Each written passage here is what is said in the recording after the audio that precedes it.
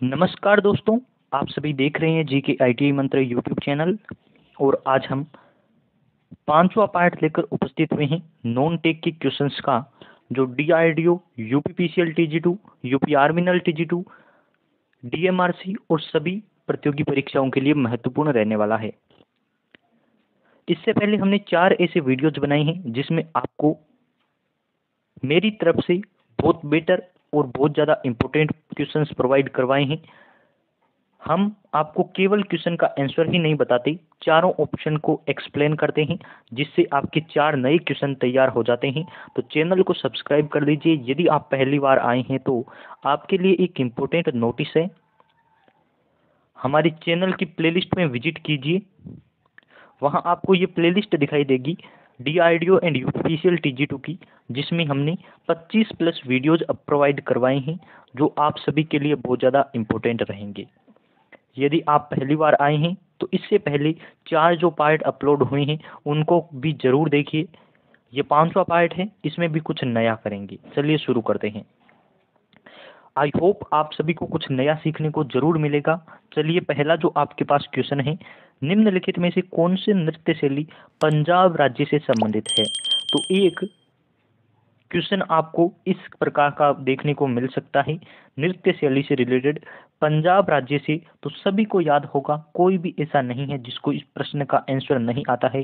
भांगड़ा जो है, यानी कि भांगड़ा आपको दे रखा है, भंगड़ा भांगड़ा जो भी आप कहते हैं, ये आपके पंजाब राज्य से संबंधित है। चलिए अगले क्वेश्चन की बात कर लेते हैं। यहाँ आपको ये क्वेश्चन पूछा जा सकता है।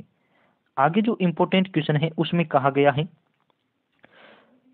प्रधानमंत्री द्वारा निम्नलिखित में से कौन सी योजना गरीबों की सहायता हेतु उनके बैंक खातों से को खोलने के लिए शुरू की थी?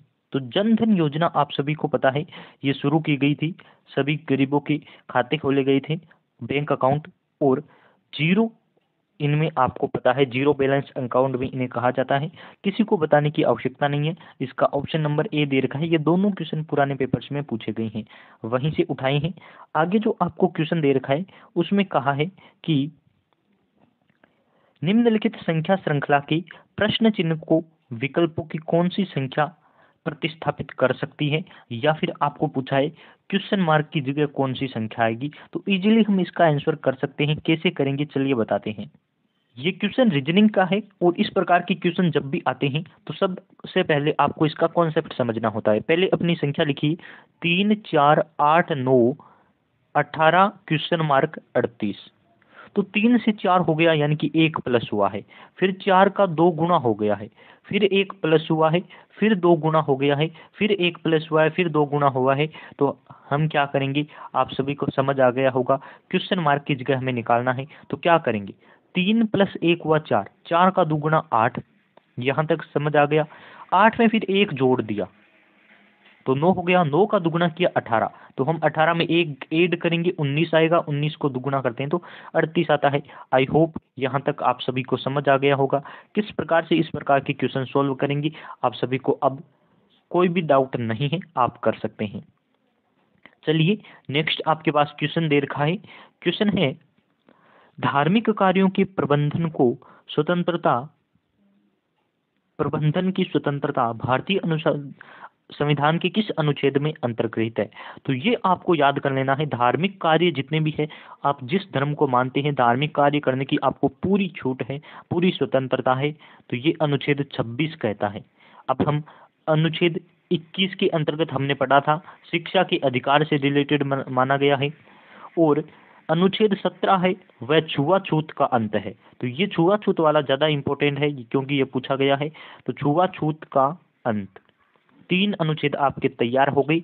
अनुच्छेद 26 धार्मिक स्वतंत्रता, अनुच्छेद 21 शिक्षा संबंधित, और अनुच्छेद आपके 17 छुआछूत का अंत। चलिए अगले क्वेश्चन की बात कर लेते हैं।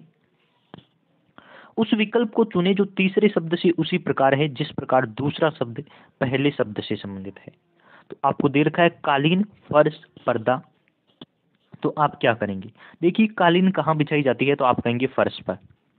उसी प्रकार से पर्दा कहाँ लगाया जाता है, तो आप कहेंगे खिड़की पर। यानी कि आपको कॉम्बिनेशन या संयोजन बिठाना है, आप इजीली कर सकते हैं।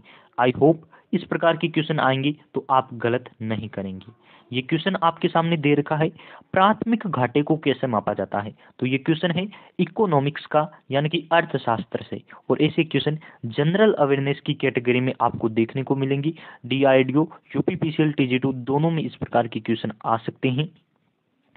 तो आप याद कर लीजिए इस प्रकार के फॉर्मूले को। प्राथमिक घाटा होता है राजकोषीय घाटा माइनस ब्याज भुगतान, ये आपको याद कर लेना है। तो जितना आप बेटर पढ़ेंगे जनरल अवेयरनेस में, उतने ही आपके क्वेश्चन सही होने के चांस है। भारतीय नागरिकों को सार्वजनिक रोजगार के मामलों में संविधान के निम्नलिखित में से किस अनुच्छेद के अंतर्गत समानता के अवसर का अधिकार प्राप्त है। तो भारतीय नागरिकों को सार्वजनिक रोजगार के मामले में संविधान के अनुच्छेद में समानता का अधिकार प्राप्त है, और ये है अनुच्छेद आपकी 16। तो 16 आपकी ये हो गया सार्वजनिक रोजगार के मामलों में स्वतंत्रता। 17 हो गया आपकी छुआछूत का अंत, और फिर आपके हो गया 21 अभी हमने याद किया था एक शिक्षा वाला, और फिर आपके एक और अभी जो आपने पढ़ा है। तो ये इस प्रकार से आप पढ़ सकते हैं इजीली। आपके यहाँ ऑप्शन नंबर 16 है सार्वजनिक रोजगार का आंसर। चलिए हम आपको एक नोटिस इंपॉर्टेंट देते हैं। DRDO एंड यूपीपीसीएल TG2 के लिए हमने एक ई बुक लॉन्च की है। यदि आप इस ई बुक को लेना चाहते हैं तो आप सिंपली हमें टेलीग्राम पर मैसेज कर दीजिए। टेलीग्राम पर आपको सर्च करना है हमारे चैनल का नाम JKIT मंत्र, और कर सकते हैं। यदि आप टेलीग्राम पर नहीं करते हैं तो इंस्टाग्राम पर कर दीजिए, वहीं भी आपको यही सर्च करना है। लिंक आपको डिस्क्रिप्शन में दे रखा है, वहां से आप डायरेक्ट मैसेज कर सकते हैं। हम आपको ये 250 प्लस ऑब्जेक्टिव टाइप क्वेश्चंस की ई बुक प्रोवाइड करवा देंगे, जिसमें पूरे नॉन टेक्निकल क्वेश्चंस को शामिल किया है, साथ में आंसर भी दिए हैं। जिसने भी ये ई बुक डाउनलोड की है उन सभी ने यही कहा है कि सर दूसरा पार्ट भी बनाइए, तो हम जरूर आपके लिए 1000 क्वेश्चंस का एक दूसरा पार्ट भी बनाएंगे। चैनल को सब्सक्राइब कर लीजिए, और चलिए आगे बात कर लेते हैं हम इम्पोर्टेंट क्वेश्चंस की। तो कहाँ तक हो चुके हैं, आप कहेंगे यहाँ तक हमारे क्वेश्चन हो चुके हैं। नेक्स्ट जो आपका क्वेश्चन है उसमें कहा गया है कि निम्नलिखित में से कौन सा शहर अरुणाचल प्रदेश की प्रशासनिक राजधानी है। तो अभी जो आपके पहले हमने पार्ट 4 किया था उसमें यूपीपीसीएल ने पूछा था असम की राजधानी, तो सबने उसका दिसपुर किया था। और अब जो क्वेश्चन पूछ रहा है वो अरुणाचल प्रदेश की, तो ईटानगर, ये आपके क्वेश्चन है।